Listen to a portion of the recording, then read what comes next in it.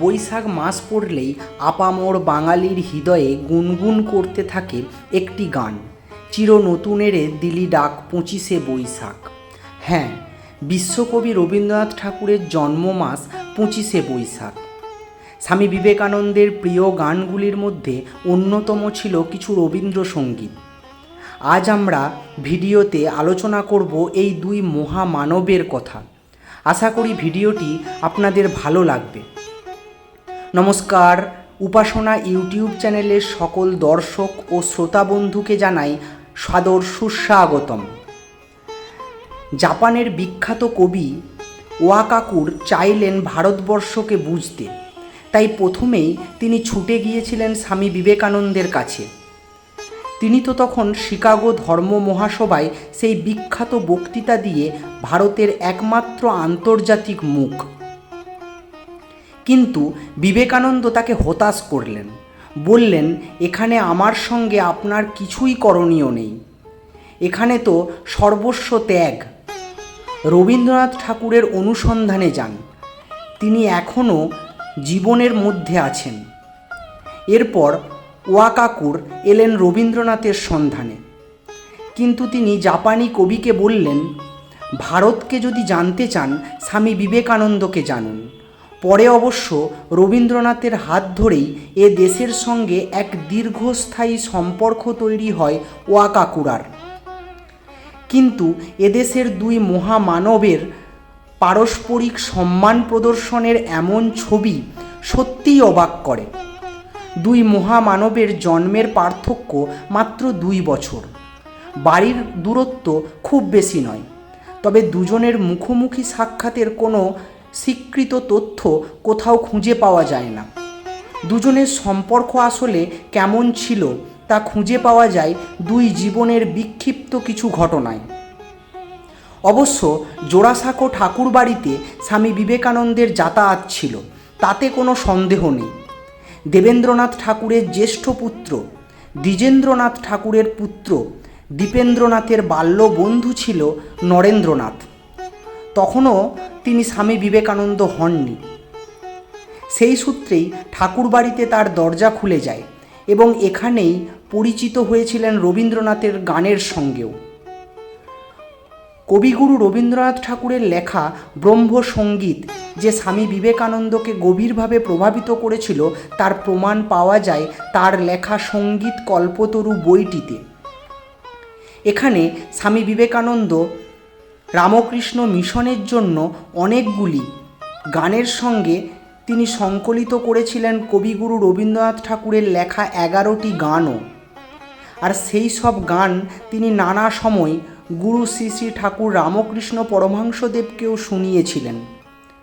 1885 সালের 14ই জুলাই বাগবাজারে বলরাম বসুর বাড়িতে স্বামী বিবেকানন্দ শুনিয়েছিলেন তোমারে করিয়াছি জীবনের ধ্রুবতারা, গগনের থালে রবিচন্দ্র দীপক জ্বলে, এবং মহাসিংহাসনে বসি শুনিছ হে বিশ্বপিতা প্রভৃতি গান। এছাড়াও ঠাকুর শ্রী রামকৃষ্ণ পরমহংসদেবকে স্বামী বিবেকানন্দ শুনিয়েছিলেন দিবানিশি করিয়া যতন, দুঃখ করিলে দর্শন দিয়ে এর কি সুন্দর শোভা প্রভৃতি রবীন্দ্রসঙ্গীত।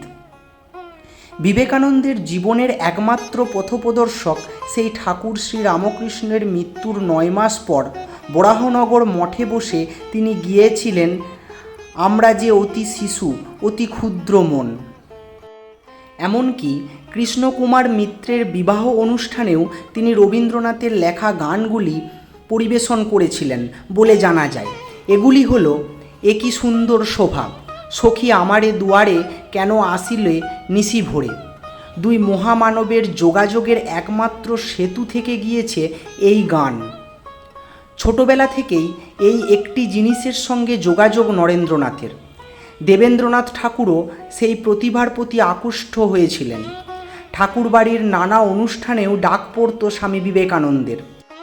আদি ব্রহ্ম সমাজের 50 এবং 51তম বাৎসরিক অনুষ্ঠানেও নরেন্দ্রনাথকে আমন্ত্রণ জানিয়েছিলেন দীপেন্দ্রনাথ ঠাকুর। সেই অনুষ্ঠানে রবীন্দ্রনাথের লেখা ব্রহ্ম সঙ্গীতের পাশাপাশি তিনি গেয়েছিলেন দ্বিজেন্দ্রনাথ এবং গগেন্দ্রনাথ প্রমুখের লেখা গান। এরপর হিন্দু মেলাতেও নরেন্দ্রনাথ গেয়েছিলেন রবীন্দ্রনাথের লেখা গান। গবেষক শঙ্করী প্রসাদ বসুর ভাষায়, স্বামী বিবেকানন্দের মতো এমন উদার গায়ক সচরাচর দেখা যায় না। তিনি দেবেন্দ্রনাথ, দ্বিজেন্দ্রনাথ, সত্যেন্দ্রনাথ এবং স্বর্ণকুমারী দেবীর লেখা গানও গেয়েছিলেন বিভিন্ন সময়, এবং সম্ভবত রবীন্দ্রনাথ দুই হৃদয়ের নদী গানটি তিনি রবীন্দ্রনাথের কাছেই শিখেছিলেন। তবু দুই নদীস্রোত শেষ পর্যন্ত মেলেনি কোথাও। একদিকে রবীন্দ্রনাথের জীবনের শেষ দিন পর্যন্ত মানব ধর্মের উপাসনা করে গেলেও ব্রহ্ম সমাজের সঙ্গে তার যোগাযোগ থেকেই যায়। অন্যদিকে স্বামী বিবেকানন্দের শিকাগো ধর্মসভায় বক্তৃতার পর দেশ জুড়ে যে হিন্দুত্ববাদের ঝড় ওঠে তার ধাক্কায় প্রায় হারিয়ে যায় ব্রহ্ম সমাজ। কিন্তু সেই বিবেকানন্দের মৃত্যুর স্মরণসভায় সভাপতিত্ব করতে রাজি হয়ে গিয়েছিলেন রবীন্দ্রনাথ ঠাকুর।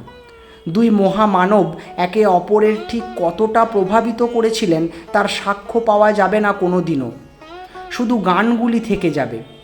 একজন সমগ্র বিশ্বকে সৃষ্টির সুতোর মালায় গাঁথলেন, নোবেল পেলেন, এশিয়া মহাদেশে ভারতকে সবাই চিনল, আর অন্যজন ভারতকে বিশ্ব দরবারে বিভিন্ন দিক থেকে মহান করে তুললেন, বিশেষ করে ধ্যানে, ত্যাগে এবং সেবায়। আচার্য ক্ষিতিমোহন সেন তার প্রত্যক্ষ অভিজ্ঞতার কথা জানিয়েছিলেন। তিনি বলেছেন, আমার ভাগ্য এমন যে প্রথম রবীন্দ্রসঙ্গীত শুনতে পাই কাশীতে, আর যার কণ্ঠে এই গানটি ধ্বনিত হয়েছিল তার নাম শুনলে অনেকেই বিস্মিত হবেন। গানটি কাশীতে গেয়েছিলেন স্বামী বিবেকানন্দ। অনেক স্থানে আমি এই কথাটি সংকোচের সঙ্গে বলেছি। সম্প্রতি শ্রী শ্রী ঠাকুর রামকৃষ্ণদেবের ভক্তমণ্ডলী দ্বারা প্রকাশিত স্বামী বিবেকানন্দের কয়েকটি অতি প্রিয় গান একখানা বইয়ে মুদ্রিত আকারে পেয়েছি। স্বামী বিবেকানন্দ অপূর্ব গাইয়েছিলেন। কাশীতে আর দুটি গান বিবেকানন্দের কণ্ঠে শোনা গিয়েছে। সবকটি গানই রবীন্দ্রনাথের। রবীন্দ্রনাথ ঠাকুরের জন্ম 1861 সালে, নরেন্দ্রনাথ দত্তের জন্ম 1863 সালে। রবীন্দ্রনাথ ছিলেন ব্রহ্ম সমাজভুক্ত, আর নরেন্দ্রনাথ দত্ত প্রথম থেকেই ব্রহ্ম সমাজের যাতায়াত করতেন। দেবেন্দ্রনাথের স্নেহধন্য হিসেবেও নরেন্দ্রনাথকে আমরা পাই। এছাড়াও বৈষ্ণবচরণ বসাকের সঙ্গে যৌথভাবে নরেন্দ্রনাথ সঙ্গীত কল্পতরু শিরোনামে প্রকাশিত গ্রন্থে 8টি মতান্তরে 11টি গান সংকলিত করেছিলেন। নানা পরিস্থিতিতে নরেন্দ্রনাথ দত্ত রবীন্দ্রনাথের 25টিরও বেশি গান পরিবেশন করেছিলেন বলে তথ্য পাওয়া গেছে। তবে যখন স্বামীজি ভারত ভ্রমণে বেরিয়ে তারপর বিশ্বজয়ে বেরোলেন, তখন অগণিত মানুষের দুঃখ, প্রত্যাশা, আনন্দ অবস্থাকে নিজের হৃদয়ে অনুভব করে বিশ্বকে প্রেমের ঐক্যে বাঁধতে এবং সেবার মন্ত্রে উদ্বুদ্ধ করতে তিনি বদ্ধপরিকর। তখন রবীন্দ্রনাথ ঠাকুর মনোজগৎ মূলত ব্যক্তি জীবনের প্রেম বিরহ, প্রকৃতি মুগ্ধতা ও ব্রহ্ম সমাজের সীমানায় সাধনার মধ্যেই মগ্ন ছিল। তাই তখন সম্পর্কের মধ্যে কিছুটা দূরত্ব আসা স্বাভাবিক, কারণ তখন রবীন্দ্রনাথ ঠাকুরের সৃষ্টির মধ্যে বিশ্বজনের সঙ্গে নিজেকে যুক্ত করার এবং বিশ্বহিতের যজ্ঞে নিজেকে আহুতি দেওয়ার সংকল্প স্পষ্টভাবে ঘোষিত হয়নি। কিন্তু স্বামী বিবেকানন্দের কলকাতা প্রত্যাবর্তনের পর নাগরিকদের পক্ষ থেকে যে শোভাবাজারে রাজবাড়িতে এক বৃহৎ সভায় তাকে সম্বর্ধনা দেওয়া হয়েছিল, তাতে যে রবীন্দ্রনাথ ঠাকুর উপস্থিত ছিলেন তা প্রকাশিত হয়েছিল 1897 সালের 3রা মার্চ ইন্ডিয়ান মিরর পত্রিকায়। 1897 সালে স্বামী বিবেকানন্দ যখন বেদান্ত বিষয়ে প্রথম বক্তৃতা দেন, সেই সভায় যতীন্দ্রনাথ ঠাকুর উপস্থিত ছিলেন। সেই বক্তৃতা শ্রবণের প্রতিক্রিয়া স্বরূপ যতীন্দ্রনাথ উপনিষদ ও স্বামী বিবেকানন্দ শিরোনামে একটি প্রবন্ধ রচনা করেন এবং তা তত্ত্বাবোধিনী পত্রিকায় 1303 চৈত্র সংখ্যায় প্রকাশিত হয়। যতীন্দ্রনাথ স্বাগত অভিবাদন জানিয়ে লেখেন, তাহার যেই রূপ প্রশান্ত সৌম্য মূর্তি, ভব্য বৈরাগ্য পরিচ্ছদ, তাহার যেই রূপ বাক্পটুতা, স্বাস্থ্য পারদর্শিতা ও উৎসাহ উদ্যম, তাহাতে তিনি যে তাহার উদ্দেশ্যে সাধনের সফল মনোরথ হইবেন সে বিষয়ে সন্দেহ নাই। ঈশ্বর তাহার শুভ সংকল্প সিদ্ধ করুক। স্বামীজির মহাপ্রয়াণ বাংলা তথা সারা ভারতের এবং সমগ্র জগতের এক অপূরণীয় ক্ষতি। স্বামীজির দর্শন, আধ্যাত্মবাদ, দেশপ্রেম আপামর ভারতবর্ষকে আন্দোলিত করেছিল। আর বিশ্বর কবির অবদান আমাদের প্রাত্যহিক জীবনযাপন, জাতি গঠন, মনন চিন্তনের রসদ হয়ে থাকবে চিরকাল। স্বামী বিবেকানন্দ রবীন্দ্রনাথ ঠাকুর সম্বন্ধে বিস্তারিত কোনো রচনা বা বক্তৃতা না রাখলেও তিনি ইহলোকে থাকাকালীন কবির সৃষ্টি ও সৃজনে অনুরাগী ছিলেন, এ কথাই প্রমাণিত। এতক্ষণ আপনারা শুনলেন স্বামী বিবেকানন্দ ও বিশ্বকবি রবীন্দ্রনাথ ঠাকুরের সম্পর্কে কিছু কথা। আপনাদের ভিডিওটি কেমন লাগলো তা অবশ্যই কমেন্ট সেকশনে কমেন্ট করে জানাবেন। চ্যানেলের নতুন বন্ধুদের কাছে একান্ত অনুরোধ, চ্যানেলটি সাবস্ক্রাইব করে আমাদের পাশে থাকবেন এবং পাশে থাকা বেল আইকনটি অবশ্যই ক্লিক করে দেবেন, যাতে আমার পরবর্তী ভিডিওতে আপনার সঙ্গে আমার আবার দেখা হয়।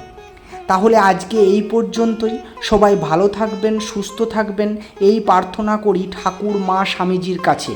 আবার খুব শীঘ্রই দেখা হচ্ছে কোনো একটি নতুন ভিডিওতে। জয় ঠাকুর, জয় মা, জয় স্বামীজি।